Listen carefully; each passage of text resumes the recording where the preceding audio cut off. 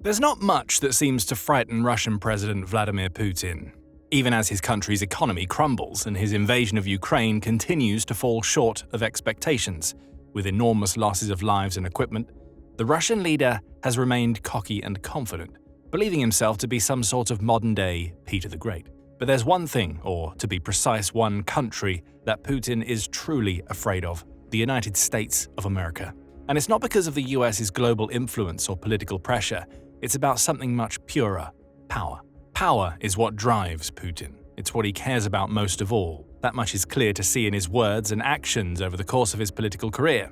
Everything he does is about showing strength and consolidating power in whatever way he can. But no matter how hard he tries, the Kremlin kingpin knows one thing for sure: his country will never have the same sort of power as the United States. And that's something that Ukraine's President Volodymyr Zelenskyy has long understood about his nemesis. It's also something he feels can be used against Putin to perhaps bring an end to the conflict once and for all. In a recent interview with Newsmax, which took place in Ukraine's capital of Kyiv on July 15th, Zelenskyy explained, "President Trump and all of America and Europe know that we want peace and an end to the war, but the Russians understand only force. So only strong sanctions and only strong weapons. We are ready for action, for a demonstration of force." The Ukrainian leader went on to discuss a planned major weapons deal that had been in the works between the US and Ukraine prior to Trump's second term in office. "I remember that we had a powerful deterrence package before President Trump became president. I wanted America to sell us such a package, but it was not done." Undeterred, Zelenskyy is now urging the US to show its strength in a bid to push Putin back to the negotiating table. "We talked to President Trump about these things. I would really like us to be strong. A demonstration of strength forces Putin to the negotiating table. It's not a fact that we will have to use this force, but if Russia knows about its existence, it's already a strong argument for ending the war." Zelenskyy went on to discuss the recent arrival of US diplomat Keith Kellogg in Kyiv. Kellogg arrived in Ukraine on July 14th, meeting with multiple top Ukrainian officials and military leaders, including the Commander-in-Chief of the Armed Forces of Ukraine, Oleksandr Syrsky, Chief of the General Staff, Andriy Natov, and Defense Intelligence Chief Kirilo Budanov. Interestingly, no sooner had Kellogg landed in Kyiv than Russian bombings in the area suddenly stopped, as Zelenskyy explained. "General Kellogg arrived in Ukraine, and there was no massive bombings for 2 nights in a row. Even people are already joking about that, saying we should give General Kellogg a Ukrainian passport and leave him here, and that Americans should come to us more often, because then Russia would bomb less." Humor aside, Zelenskyy makes a pertinent point here. Russia has been bombing Ukraine incredibly heavily in recent weeks and months. In 2025 alone, the country has had to deal with almost 3,500 drone strikes a month, with more than 5,400 in June alone. Kyiv and other Ukrainian cities have been bombarded with missiles and artillery fire as Russia ramps up its aggression in a bid to wear down Ukraine's morale, destroy its infrastructure, and cripple its logistics, as well as killing and injuring its innocent civilians. It's almost unheard of at this point in the conflict for Ukraine to go a single day without suffering a major drone strike or aerial bombardment. Yet somehow, when a US diplomat arrives in the area, the Russians decide to finally ease off. This is perfect proof for Zelenskyy's point. It shows that Russia, and particularly its president Putin, is frightened of the US. It has no qualms about bombing Ukrainian soldiers and civilians. It has no trouble piling pressure on other nations, threatening the likes of the UK and France, or forcing migrants from Central Asian countries like Uzbekistan and Kazakhstan to fight on the front lines. Even when officials from other countries have visited Ukraine in the past, it hasn't led to any large or sudden dip in Russian attacks or aggression. But when Americans are involved, it's a completely different story. Once it knew that former US Army Lieutenant General Kellogg was in the country, the Kremlin almost instantly adjusted its plans. Because there's no way Russia wants to even run the risk of killing or injuring an important American official. Because it knows that such an action would bring the full wrath of the US military down upon its head, no doubt triggering World War III, and the kind of conflict Russia would have zero chance of winning. As Zelenskyy went on to explain in his interview, "This means one thing: Putin is afraid of America. I've been saying this all along, and also to the US president. Anyway, Putin is afraid of America, and I'm sure of it." So what exactly would Ukraine like to see as an American demonstration of force?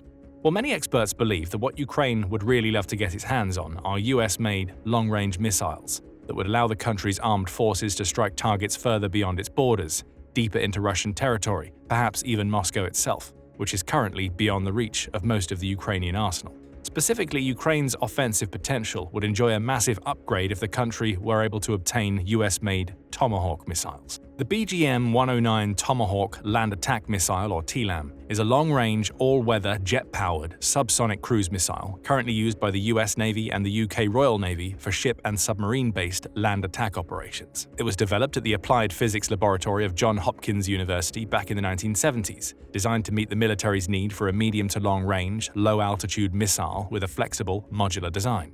Thanks to that modular design, there have been many different variants of Tomahawks. They can be equipped with a range of varied warheads for different missions and maneuvers, as well as a varied array of guidance systems including GPS, inertial navigation, and terrain contour matching to locate, lock on, and strike their targets with perfect precision. Each one is worth at least around $2 million, and hundreds have been used in various conflicts over the ages, including the Gulf War, the 2003 invasion of Iraq, and the 2024 missile strikes in Yemen, as well as the recent 2025 US attack on Iranian nuclear sites. But it's not the flexibility or power of the Tomahawk that could make it such an invaluable addition to Ukraine's arsenal, it's the range. Some variants of these missiles can reach distances of over 1,550 miles, or up to 2,500 kilometers.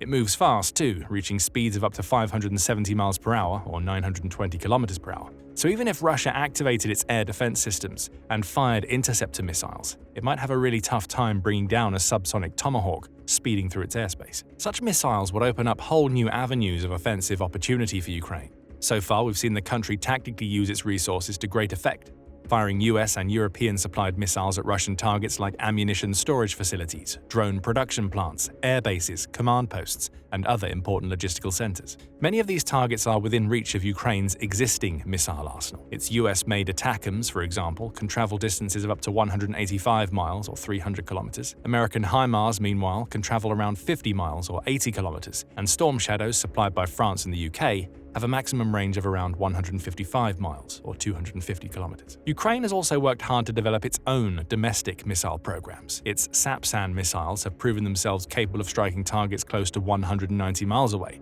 with potential to go even further in the future.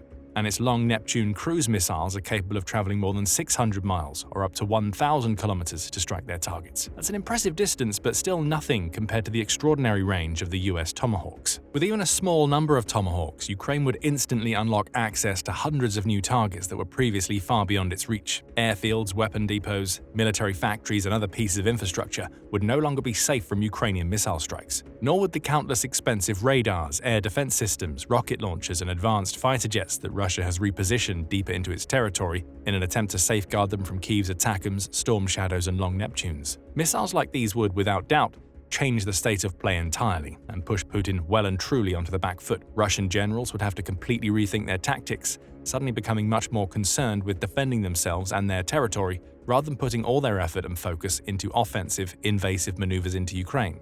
And that in turn could give the Ukrainians some much-needed respite, a bit of breathing room to regroup and plan their next moves more effectively. Giving Ukraine these kinds of missiles would also be that all-important proof of power that Zelenskyy has been calling for. It would show Putin in no uncertain terms what sort of strength the US has and how it can use its mighty military force to influence the outcome of this war in a way that no other country possibly can.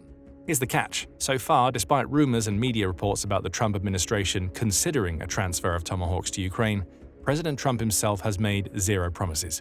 In fact, at a recent press conference, when he was asked if there were any plans to supply Ukraine with long-range missiles to strike deeper into Russian territory, Trump answered, "We're not looking to do that." While that may be a disheartening response for Zelenskyy and the people of Ukraine at this point in time, let's not forget the fact that Trump has, on many occasions, changed his mind and readjusted his approach to the conflict in Ukraine. Not that long ago, for example, on July 1st, the US temporarily halted the supply of American ammunition and air defense missiles, including Patriot interceptors, 155mm artillery shells, and AIM-7 missiles to Ukraine. On July 14th, in what many have called a major U-turn, Trump appeared to change his mind completely. Flanked by the Secretary General of NATO, Mark Rutte, the 47th President of the US announced a massive military aid package for Ukraine. "We're going to make top-of-the-line weapons, and they'll be sent to NATO," Trump said, going on to explain that NATO nations would cover the cost of these weapons. He went on to share details of what exactly Ukraine will receive, noting the inclusion of the highly prized Patriot missiles, plus the batteries needed to fire them. "It's a full complement with the batteries. We're going to have some come very soon, within days. We have one country that has 17 Patriots getting ready to be shipped. We're going to work a deal where the 17 will go, or a big portion of the 17 will go to the war site." According to reports, the US is set to sell around $10 billion worth of weapons to Ukraine via NATO allies in an initial first wave. This will include not just missiles, but also additional air defense systems and artillery shells. And even though long-range Tomahawks aren't part of the package for now, Ukraine is likely to receive a small batch of short-range ATACMS, which are still strong enough to strike targets over the border and dozens of miles deep into Russian territory. This was confirmed by the Washington Post columnist David Ignatius, who wrote, "I'm told by a source involved in the decision that this is likely to include permission to use the 18 long-range ATACMS missiles now in Ukraine at their full range of 300 kilometers, about 190 miles. That wouldn't reach all the way to Moscow or St. Petersburg, but it would strike military bases, airfields, and supply depots deep inside Russia that are now out of range. The package might also include more ATACMS."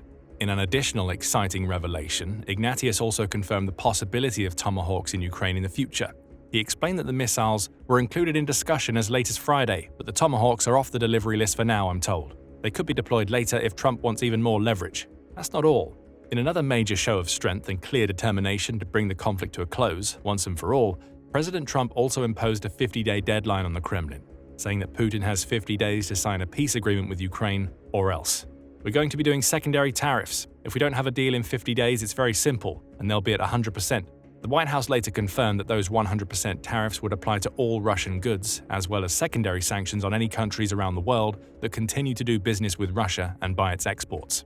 As we speak, lawmakers from both US political parties are trying to push through a bill, the Graham-Blumenthal Sanctions Bill, that would allow these kind of extreme tariffs to take place.